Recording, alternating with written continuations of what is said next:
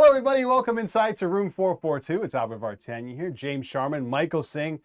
World Cup preparations are over for Canada. 2-1 win. Who would have thought that over Japan?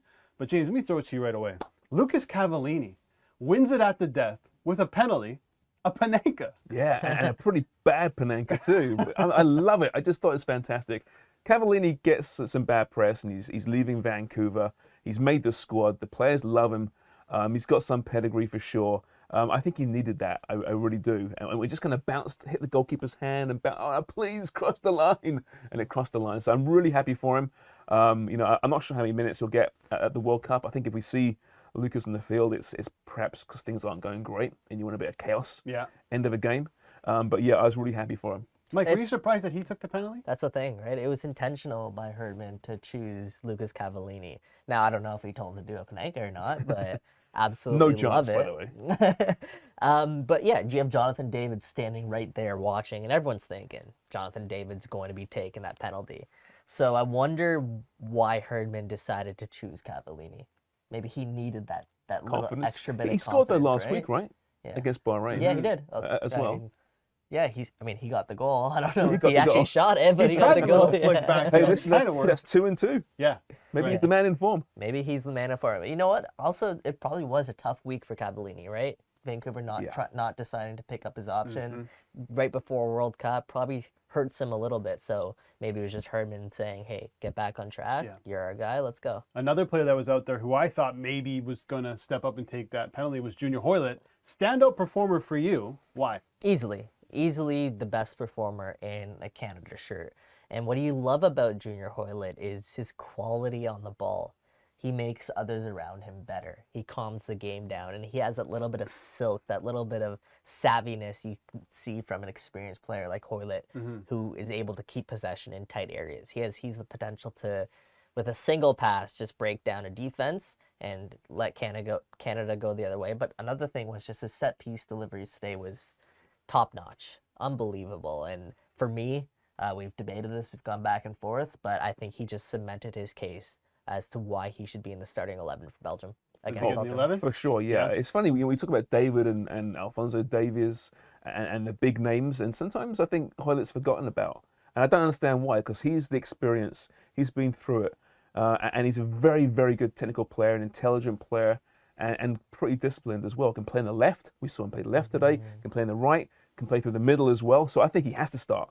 He has to start against Belgium. I think he brings that composure to a team that might need it in that opening World Cup match. So yeah, I'm for sure. He's, for me, as man of the match today by some stretch. Yeah. His delivery from set pieces is excellent. And we know in World Cup and tournament football, you need set pieces to go in. I was just looking back at the 2018 World Cup, 39% of goals were scored from set pieces. So if Canada can continue that trend, I mean, that's the guy you want on the pitch. Him and I think Eustachio are two players who have fantastic Eustachio's delivery. a bit of a concern now, though, isn't he? Yeah. Didn't make the team today. Yeah. I know Herbert mentioned before they're just assessing him right now. We don't know what's wrong with him at the moment, but he, for me, could be Canada's most important player. So didn't get minutes today. It is a concern. We saw that today, right? The midfield for Canada, especially through that opening 20, 30 minutes, very shaky.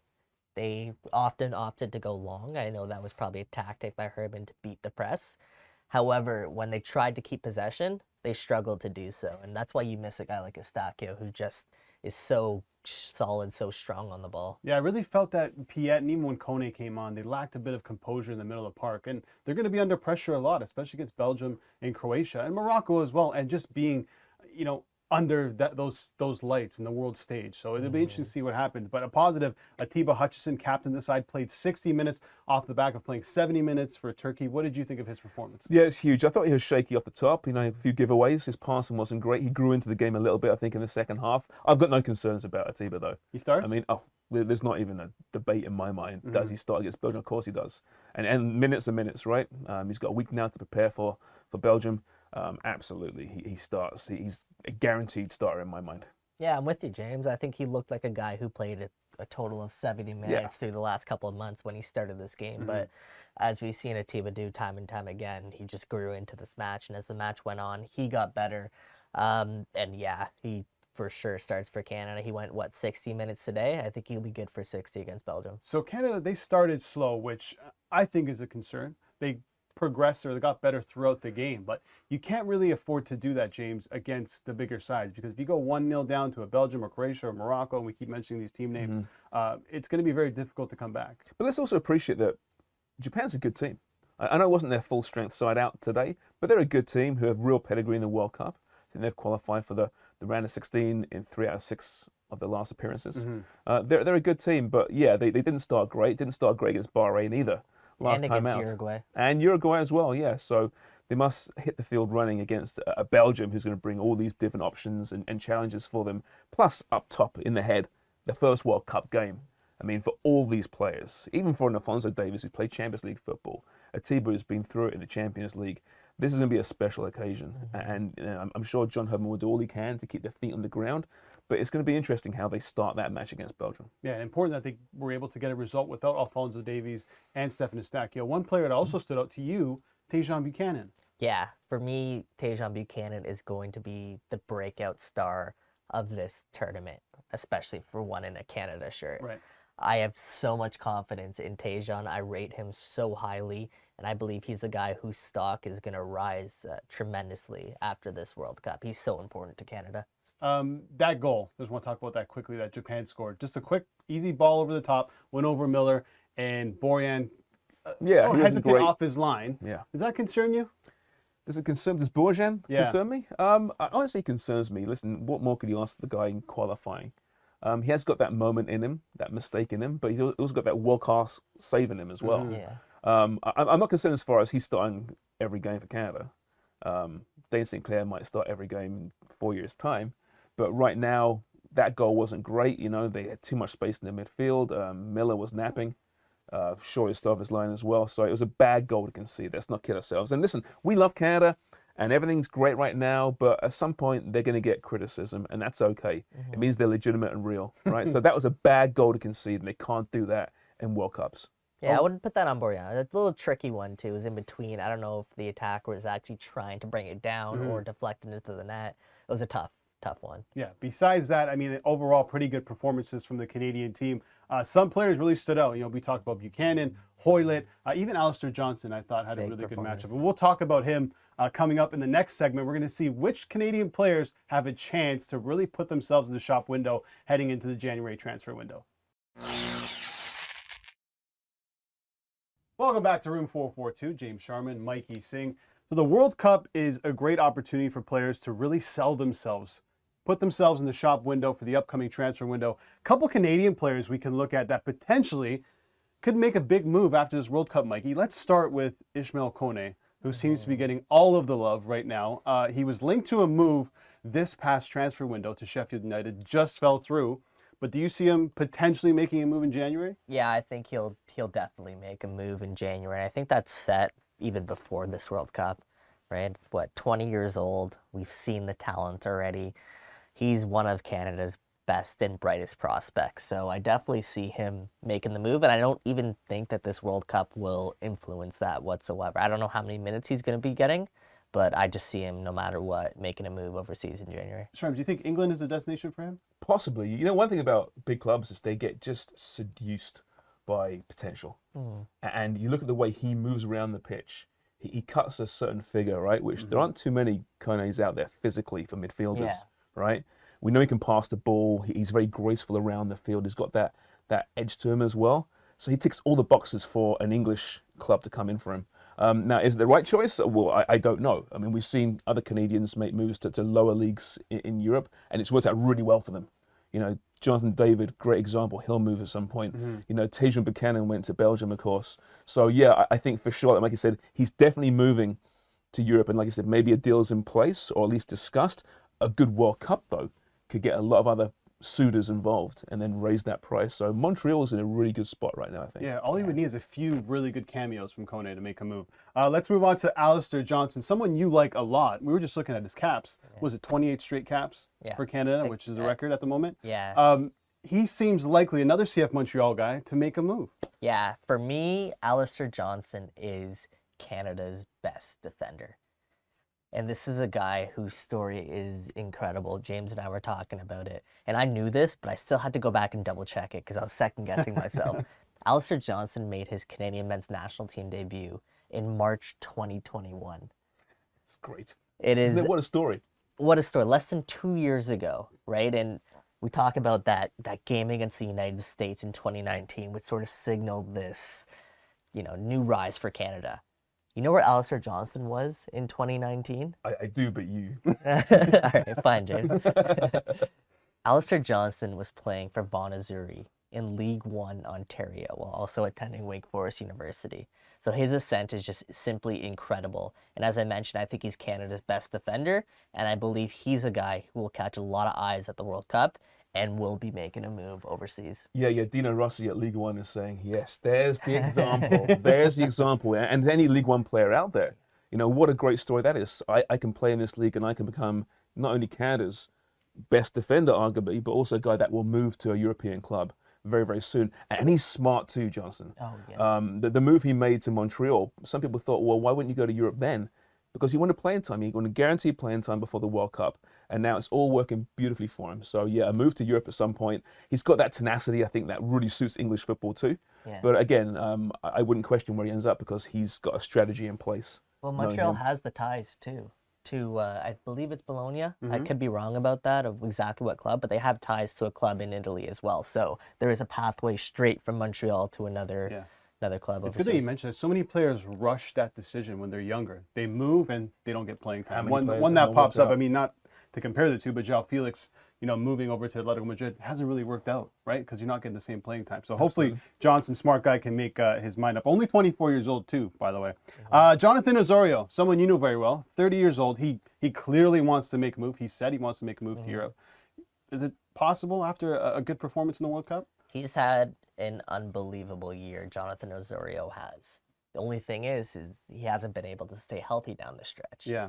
So what's really important for him right now is refining that momentum and having a good World Cup. And I think with a good World Cup, he can catch the eye of a lot of bigger clubs overseas, which is something he wants to do. That's his goal.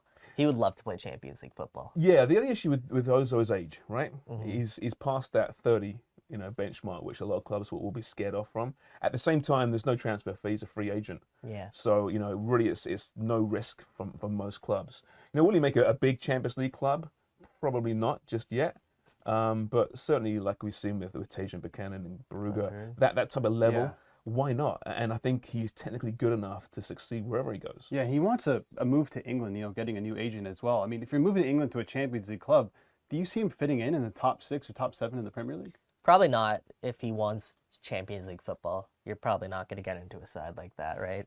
Listen, Jonathan Osorio is fantastic, unbelievable. He's just not Champions League quality when you think of Man City, Arsenal, teams like that, right? Oh, Tottenham, maybe Spurs. Yeah, Champions League clubs, James, he said. Hey, they're in the Champions League. Let's move on to Richie Laryea, who is already in Europe. Yeah. I think I forgot that he's still, he was on loan from Forest over to TFC.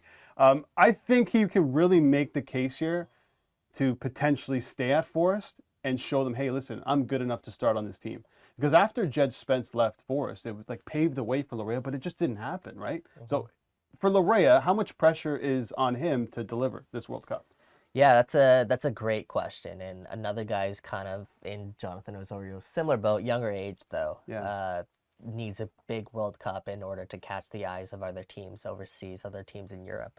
For me, I'm not sure Nottingham Forest and him will continue that relationship. He's Steve Bruce, not a big fan. Steve Cooper, sorry. Not a big fan. Steve Bruce might be, though. Steve Bruce might be, yeah. You'd be a huge fan. Steve Cooper, not a big fan of Richie's game. And I believe Toronto FC it's possible that TFC will make the deal permanent. Now, for Richie's sake, maybe he doesn't want that. Or he probably does want it right now, but maybe he can make a case for not having that happen. That would be catching the eye of another club overseas. Yeah, I wonder, because he went to UK for a reason, right? He wanted to experience European football. It didn't work out, so I'm sure that hunger still burns in him. And I think he's good enough to make it in a European club. Forrest, you're right. I mean, him and Cooper didn't see eye to eye by all accounts. But Forest also aren't playing very well this year and could be relegated. So maybe it's time to, reset things and let's try this out. But at the same time, if he stays at TFC, he can make some decent money there and can start every game. It's got to be pretty alluring as well. And he's happy there, yeah. Well, a lot of eyes will be on these Canadian players. Herdman was speaking to the Chronicle Live, and he said he had a lot of good conversations with Newcastle, their head of recruitment, Steve Nixon, saying that they're paying attention to a lot of Canadian players. So Canadian players will realize that this World Cup is a great opportunity for them to move to a really big club.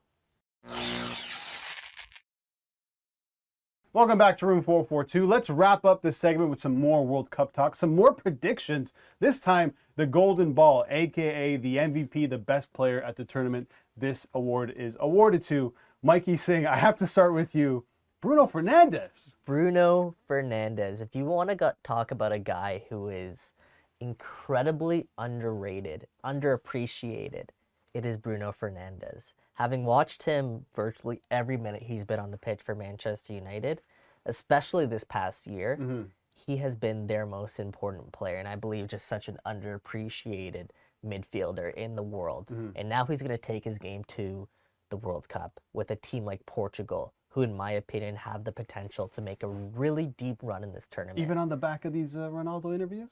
That's man. So Ronaldo, step aside because it's gonna be Bruno Fernandes. Can he be successful though with Ronaldo on the pitch? Yeah, I think so. To the point of winning the MVP. I like where you're going. Yes. I like where you're going. I like it. I know people are gonna say it's Ronaldo's team. Ronaldo's probably gonna say it's my team. But I think even when Ronaldo's been on the pitch this year for Manchester United, it's been clear cut that Bruno Fernandes has been United's best player. So I think he'll just continue to transcend that with Portugal. And I think a lot of people at this World Cup will start to really appreciate what Bruno Fernandes has to offer. I think though you need it to be his team to be successful for Portugal, right? And we know that Fernandes plays better without Ronaldo on the pitch. Now, I still think he's going to start most games, Ronaldo. I questioned that. I queried that for a long time. But as you get closer, I can't see Santos not starting him, which I think is a mistake. But that kind of shackles Fernandes a little bit. Because I'm with you, he's a wonderful player. Yeah. I'm not sure he's underrated. I think most people appreciate what he can do.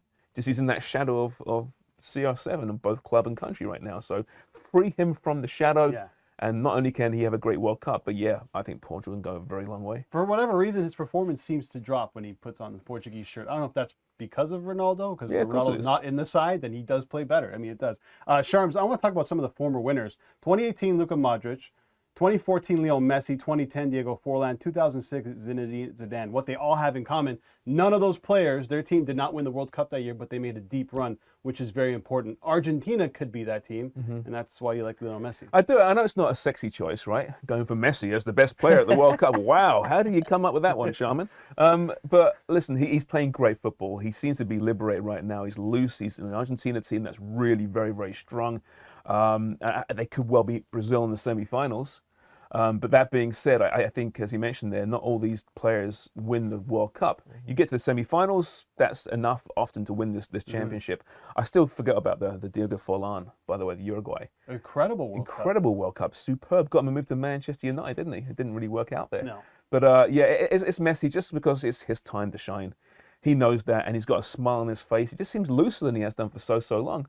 I don't know why that is, but I'm picking Messi. And listen, Argentina's a really, really great side this time around. No team at the World Cup is complete, I don't think. There's always some question marks, and that can be pointed to Argentina too, maybe in their fullbacks. But beyond that, they're a very, very good side. So I'm going with Leo Messi as the Golden Ball winner. James, 8-1. Those are fantastic odds. I will say this about Messi. I feel like there's some pressure taken off him because no longer is he the guy that needs to be relied upon to score the goals. He has goal scorers around him. Now he can be more the facilitator, which will lead into potentially winning the Golden Ball. You really have to be your team's best, playmaker. I mean, keepers don't really win this award. Defenders don't win this award. It's all about the flash, right? Yeah. Well, yeah, Dybala could be starting if he's starting. Julian Alvarez, perhaps they got some goal scorers. But Martinez, of course. One thing we can't ignore though is the narrative is there too. Yes. Right, and this it's lining up. Yeah, it's there. I just hope it doesn't fail miserably. And let me Ronaldo win the World Cup. Who knows? Anyway, my pick. I'm going with Neymar. 12-1. Good pick. I don't expect Brazil to win the World Cup. They obviously have a chance to do so, but I expect them to go deep. And if there's one player that has a ton of pressure on him, it's Neymar. He has to come here and perform off the back of, you know, a couple poor World Cup performances from Brazil. And I think if there's one player that can stand out above the rest in a deep run, it's probably Neymar. Who was it who broke his back last time out, or back in 2014? Oh. That awful injury. I forget who it was now. Was it against Germany, or was he off for Germany? The shellacking. I think he was in off. Yeah, it was 2014? before Yeah. the German game. Oh, It I was remember. maybe probably. Yeah, that's right. Nigel de Jong, Yeah. probably him. Let's just go with that. Just one of those. I don't know if it was or not, but because I guess you're right. He hasn't had that breakthrough international tournament, Yeah. but he has it in his locker for sure. Yeah. And he's playing great football right now as well at PSG. Yeah, he's one of the most informed players. This is what I want to bring up. Heading into the World Cup right now, you look at Messi, Mbappe, Neymar, Harry Kane, Kevin De Bruyne, and you can throw Fede Valverde into there as the most informed players heading into the World Cup. When making a decision, I mean, for one of these awards, it's very difficult to pick. But, I mean, wouldn't it be better to go based off of that? Who's in form at the moment? You forgot about one. Who? Stefan Eustáquio. Stefan Eustáquio, yes. The golden, Love it. Yeah, no, it definitely plays a factor, and I think bettors who are especially tackling this futures market may want to factor that in.